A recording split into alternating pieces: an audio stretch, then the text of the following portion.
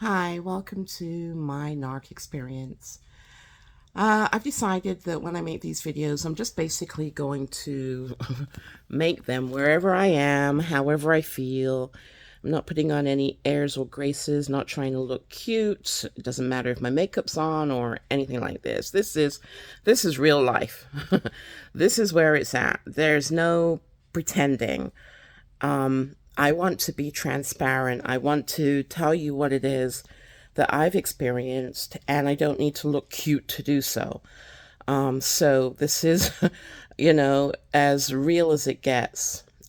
Some days I'll have my makeup on, other days I won't. Sometimes I'll be sitting on the couch, other times leaning against my pillow in the bed, whatever it is, just trying to be in a place where you can meet me where I am. I'm your girlfriend, you know, that girl, that one that is talking to you, telling you what's going on, and hopefully helping you to make better choices for yourself based on my experience. So, the narc, my ex narc, the Christian narc, the one that this channel is about, but it's not my intention for it to be something that it's just always about that. Because growth, healing, recovery, thriving, um, uh, there's got to be a progress because I don't intend to stay in the dysfunction of what this narcissist brought into my life. So, to catch you up, so to speak, uh, let's start at the beginning. The Bible says, in the beginning. Well, for me, there is a beginning. And my beginning might be something that some of you can relate to, maybe not. But if you know anything about narcissistic abuse, you'll know that the narcissist is attracted to empaths like a magnet, you know. Um, and I am an empath. I feel things very deeply for people, and it's not coming from a fake place. It's coming from a sincere place. I feel things deeply, to the point that even though people will say, the Jerry Springer show was fake and shows like it are fake, make believe, acting and stuff. I used to feel for some of the guests that used to come on, I felt that they were set up, and I felt that they were hurting, and I felt that it had touched their lives to the point that they were devastated. And sometimes I would cry for those people because I would feel it so deeply. So I'm the girl that cries during movies.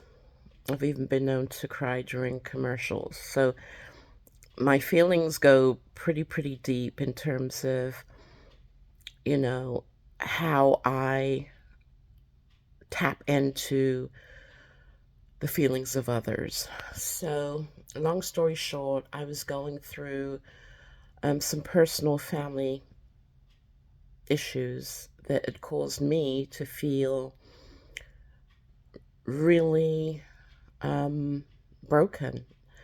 I was hurting such a deep depth that I never in my life thought that I would ever feel the kind of pain that I felt through that experience. And so, as I was going through on my high days where I'm trying to hold it all together, I decided that I was ready for a relationship.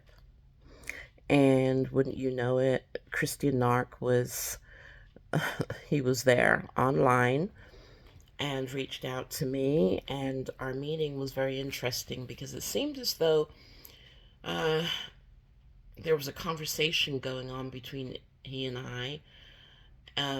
However, we had never spoken, we'd never written to each other.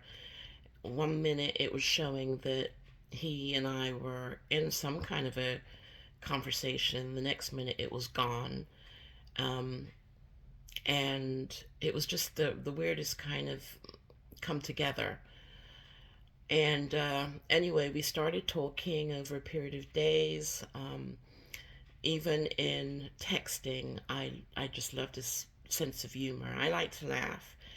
And so his sense of humor just made me feel really, really good, because we would laugh together. And then that went from texting to um, phone conversation, and it was the same, even better by phone. And so we hadn't met. It was approaching New Year's Eve, and um, it was actually New Year's Eve, and the ball was getting ready to be dropped. And I basically said, I will talk to you later because I'm going to go watch the ball drop with my kids, and you enjoy it with your family. And he said, well, my son's in the other room, so I'll be bringing it in alone. And empath that I am, I said, no, you won't.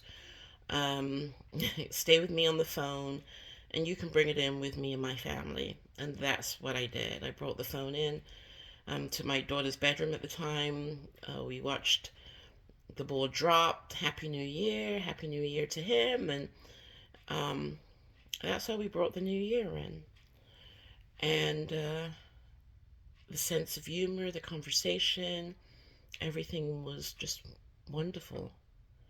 So by the time we met, I hoped that it would continue. I wasn't sure if it would, but it did. It was everything and then some. It was the perfect relationship. We got on so well, and I didn't feel like I was meeting a stranger. I know it's cliche, but we were so comfortable and so relaxed around each other and had such an amazing time. And I felt swept off my feet.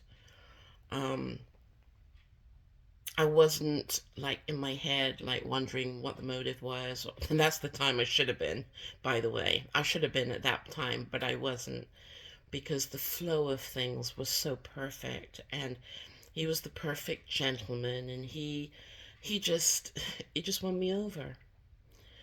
Um, and it continued like that.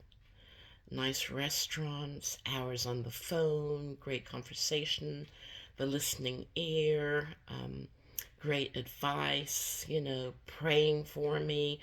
Oh my goodness. It was all of that and a, packet of gourmet chips and the best gourmet dip. It was the good kind.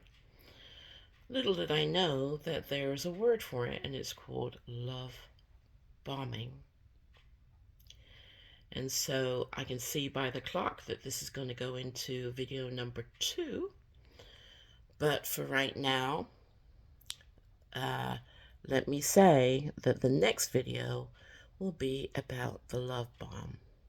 So either you are experiencing the love bomb right now, or you are on your way out from the love bomb, or you're in a relationship where you are healing and you're able to look at that whole situation as being exactly that, love bombed in overdrive.